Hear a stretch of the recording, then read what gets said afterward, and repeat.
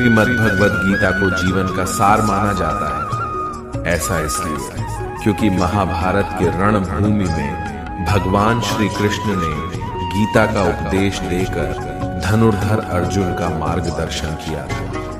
वर्तमान समय में भी गीता के उपदेश को समझने से व्यक्ति सफलता के मार्ग पर चलने लगता है। भगवद गीता के अनुसार व्यक्ति सद्विचारों से और धर्म के पथ पर चलने से भगवान के चरणों में स्थान हासिल कर सकता है। आइए गीता के माध्यम से जानते हैं कि किस तरह व्यक्ति जीवन में पा सकता है सफलता। भगवद गीता के अनुसार केवल कर्म पर ही व्यक्ति का अधिकार है, लेकिन उसका फल कैसा होगा यह कोई नहीं जानता है। इसलिए फल की चिंता किए बिना कर्म करते रहना ही समझदारी का काम है और इस बात का भी ध्यान रखना चाहिए कि उससे अधिक लगाव न हो। गीता में बताया गया है कि विषय अथवा वस्तु के बारे में निरंतर सोचने से व्यक्ति मानसिक रूप से उससे जुदाव महसूस करने लगता है। इससे उनमें इच्छा पैदा होती है और इस इच्छा की पूर्ति न होने से क्रोध की उत्पत्ति होती है। इसलिए व्यक्ति को किसी से इतना जुदाव नहीं रखना चाहिए जिसके कारण वह स्वयं पर काबू ही न रख पाए। इस श्लोक के माध्यम से श्री कृष्ण बता रहे हैं कि चिंता से दुहक की उत्पत्ति होती है और किसी अन्य कारणों से नहीं। इसलिए जो व्यक्ति चिंता से दूर रहता है वह सुखी, शांत और सभी इच्छाओं से मुक्त रहता है। इसलिए चिंता को कभी भी अपने ऊपर हावी न होने दें, क्योंकि इससे केवल दुख की प्राप्ति होती है।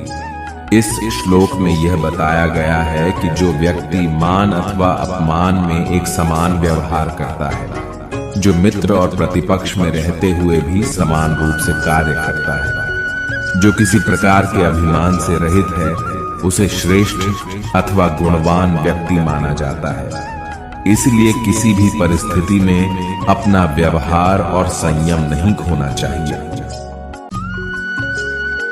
जो मनुष्य मेरा स्मरण करने में अपना मन निरंतर लगाए रखता है एवं शांत भाव से मेरा ध्यान करता है, वो मुझे अवश्य ही प्राप्त करता है। अर्थात श्री कृष्ण जी कह रहे हैं कि जो व्यक्ति सच्चे मन से ईश्वर की पूजा करता है, ध्यान लगता है, उनकी स्मरण करता है, ईश्वर उसे अवश्य ही प्राप्त होते हैं एवं उन्हें इसका फल भी जरूर मिलता है।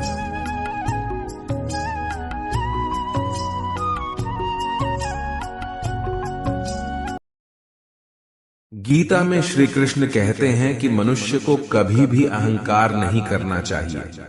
अहंकार मनुष्य से वह सब करवाता है जो उसके लिए सही नहीं है।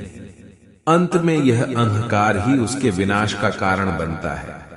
इसलिए जीवन में जितना जल्दी हो सके अपना अहंकार त्याग देना चाहिए। गीता में श्री कृष्ण कहते हैं कि किसी भी इंसान का पतन उस समय शुरू हो जाता है जब वो अपनों को गिराने की सलाह गैरों से लेना शुरू कर देता है। गीता में लिखा है, सरल व्यक्ति के साथ किया गया छल आपकी बर्बादी के सारे द्वार खोल देता है। चाहे आप कितने भी बड़ी शतरंज के खिलाड़ी क्यों ना हो, लेकिन सरल व्यक्ति के साथ किए गए छल के परिणाम आपको भुगतने ही पड़ेंगे। श्री कृष्ण कहते हैं कि इस धरती पर कर्मों की चपेट से न तो कोई बचा है और ना ही बचेगा। जिसने जैसा किया है उसे वैसा भरना ही होगा। आज नहीं तो कल उसके कर्म उसके सामने जरूर आएंगे।